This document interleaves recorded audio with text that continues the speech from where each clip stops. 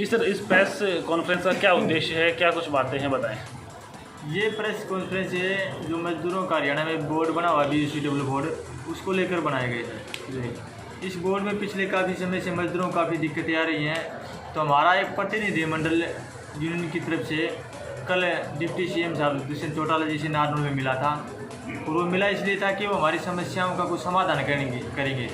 लेकिन जब हमारा प्रतिनिधिमंडल उनसे जाकर मिलता है तो उनके पास बातें कुछ और अलग ही मिलती हैं, और वो ये कहते हैं कि सब कुछ ठीक ही चल रहा है।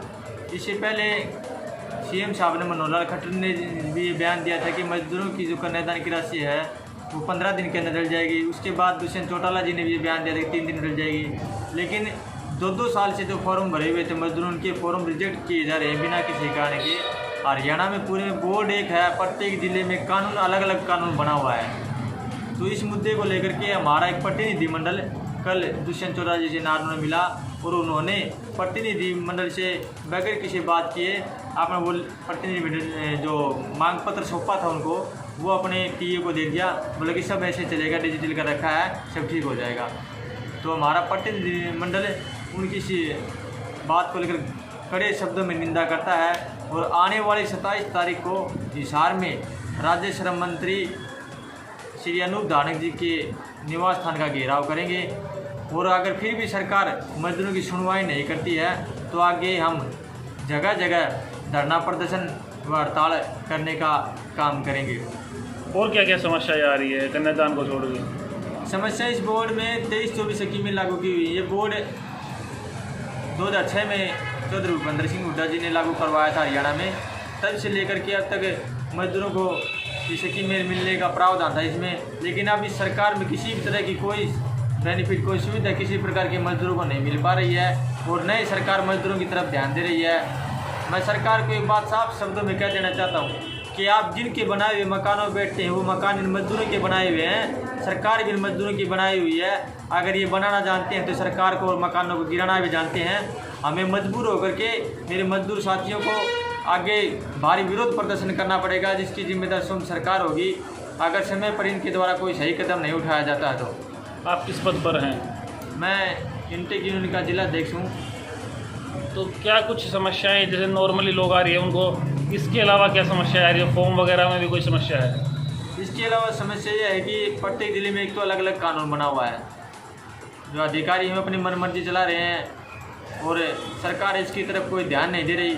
मजदूर हैं वो दर बदर की ठोकर खा रहे हैं, कभी उनको BDO के पास जाना पड़ रहा है, कभी सेक्रेटरी के पास जाना पड़ रहा है। मैं आपको एक लेटर भी 26 मार्च 2018 को जो सरकार द्वारा जारी किया गया था वो लेटर भी दिखाऊंगा।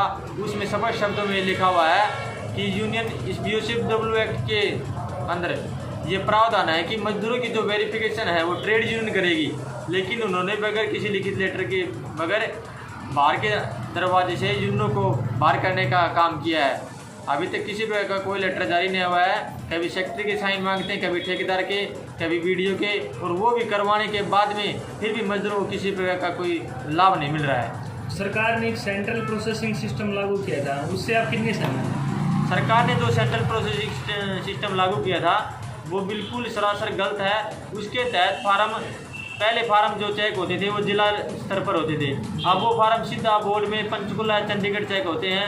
अब यहाँ महेंद्रगढ़ का कोई फार्म लगा लो, वो उसको हिसार का ID चेक कर रहा है। उसके बाद में डिप्टी डायरेक्टर है वो जींद का चेक कर रहा है। अब हिसार के डिप्टी डायरेक्टर को और जींद के DD को क्या पता चलेगा कि महेंद्रगढ़ का ये आदमी मजदूरी करता है, कहाँ करता है, कितने दिन काम करता है। लेकिन वो तो 90 डेज वाली वर्क स्लिप से वेरीफाई हो जाएगी, इसमें तो कोई दिक्कत नहीं होनी चाहिए प्रधान जी। नहीं, इसमें अगर वर्कर इसको वेरीफाई BDO सेक्रेटरी पास करवा कर लेकर भी आता है तो भी इसको मान्य नहीं किया जाता। मजदूरों के फार्म हैं वो रिजेक्ट कर दिए जाते हैं। 2-2, 3-3 साल हो गए मजदूरों के पंजीकरण हुए, उनको अभी तक बोर्ड में उनकी फीस भी जमा है, नहीं तो सरकार उनको अप्रूव कर रही है और नहीं उनके पैसे वापस दे रही है। दुष्यंत चौटाला जी ने ये कहा था कि जो कन्यादान के फॉर्म है वो हम 3 दिन के अंदर जो है वो चेक करने का, पेमेंट डालने का काम करेंगे। इससे आप कितना सहमत हैं? ये आप खुद देख सकते हैं जा करके, एक ग्राउंड लेवल पर चेक करके। अगर आप गांव जाकर पूछोगे तो कि कोई भी मजदूर ये नहीं कहेगा कि हम इस बोर्ड द्वारा फिलहाल फ़ायदा मिल रहा है। जो ये सेंट्रल प्रोसेस सिस्टम है इससे मजदूरों को किसी तरह का कोई फ़ायदा नहीं पहुँचा है। अपने इस साइड जो है महेंद्रगढ़ के एरिया के अंदर या रेवाड़ी के अंदर कौन सा वर्क स्लिप है वो मान्य करें? यहाँ पर पहले तो वीडियो सेक्रेटरी का मानते थे, जी लेकिन अब ये करें कि लाइसेंस ठेकेदार है उसका लेकर आओ जो इस बोर्ड में टैक्स पे करता हो। अब अगर एक व्यक्ति मजदूर को कोई व्यक्ति अपने घर पर काम लगाएगा तो टैक्स कैसे देगा? जी, तो वो वर्क स्लिप जो लगा रहे हैं मजदूर वो वेरीफाई नहीं वो कर मान्य रहे। नहीं करते, चाहे किसी के भी साइन करा लो, तहसीलदार वीडियो सेक्रेटरी जे किसी के घर वाला हो उनको मान्य नहीं कर रहे।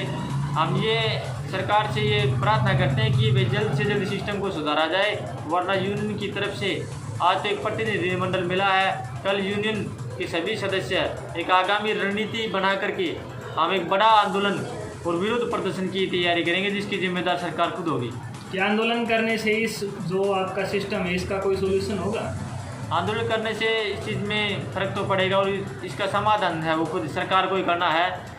और एक बात ये नोट करने की ये भी है कि काफ़ी टाइम से जो BOCW बोर्ड है उसकी कार्यकारिणी भंग हो चुकी है, उसकी कार्यकारिणी गठित नहीं की गई है। वो जो पहले जो कार्यकारिणी गठित की गई थी उसमें सरकार के ही नुमाइंदे उस बोर्ड में शामिल किए गए थे। कुछ समय पहले भी हड़ताल हुई थी, उसका क्या परिणाम रहा था? उस हड़ताल हुई थी उसके दौरान हम धरना प्रदर्शन या हड़ताल करते हैं तो सरकार उससे प्रभावित होकर के कुछ दिन काम करती है, उसके बाद में फिर वैसे ही वही तरीका अपना लेती है, बंद कर देती है।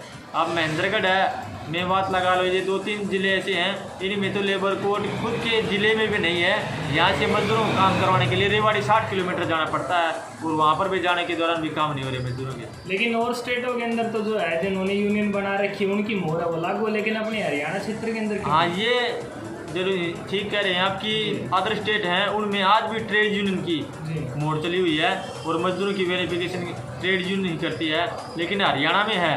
हरियाणा एक ऐसा स्टेट है जिसमें खाली यूनियनों को बाहर किया हुआ है और अदर स्टेट में लागू है।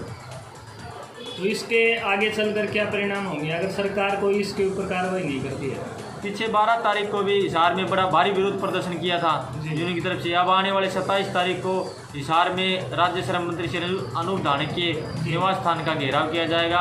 अगर सरकार फिर भी नहीं मानती है तो यूनियन के सभी पदाधिकारी इकट्ठा होकर रणनीति बना करके फिर हम ये प्रोग्राम जिला वाइज लेकर के एक हम गांव लेवल तक जा करके सरकार की जो मजदूर विरोधी नीति है उनका प्रचार करेंगे।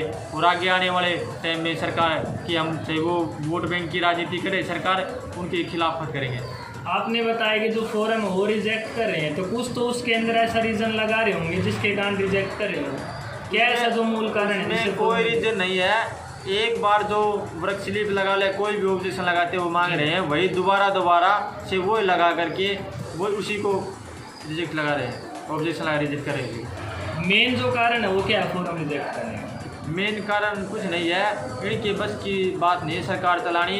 इनके वो दादा राम कुमार गौतम कह रहा था कि सौदा कुछ नहीं है इनका, ये सारे इनको काम करना आता नहीं। गठबंधन की सरकार बन गई है और इनमें किसान और मजदूर पिसा हुआ है। अब तो किसानों का आंदोलन चला हुआ है, उससे तो सरकार निपटे या कैसे भी करे, लेकिन किसान भाई भी वहाँ धरने पर बैठे हुए हैं। कहीं कल ये ना हो जाए कि किसान और मजदूर दोनों इकट्ठा होकर के एक साझा प्रोग्राम करके इस देश में चक्का जाम करने का काम करते हैं।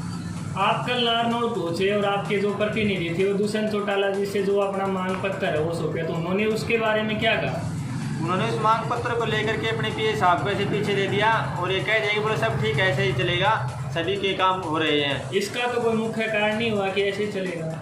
वो CM साहब अपनी अपनी सोच की बात होती है। हमारे से बैठ करके उन्होंने बातचीत करनी थी, प्रतिनिधिमंडल अगर गया था तो उनसे बैठ करके बातचीत करनी थी। उन्होंने झूठी सच्ची अभी ऐसे विश्वास भी नहीं दिया कि भाई ठीक है आपकी जो समस्याएं रही हैं उनका समाधान होगा। उन्होंने तो खाली ये करके टाल दिया कि भाई ऐसे ही काम चलेंगे, सब ठीक हो रहा है, कोई गलत नहीं हो रहा।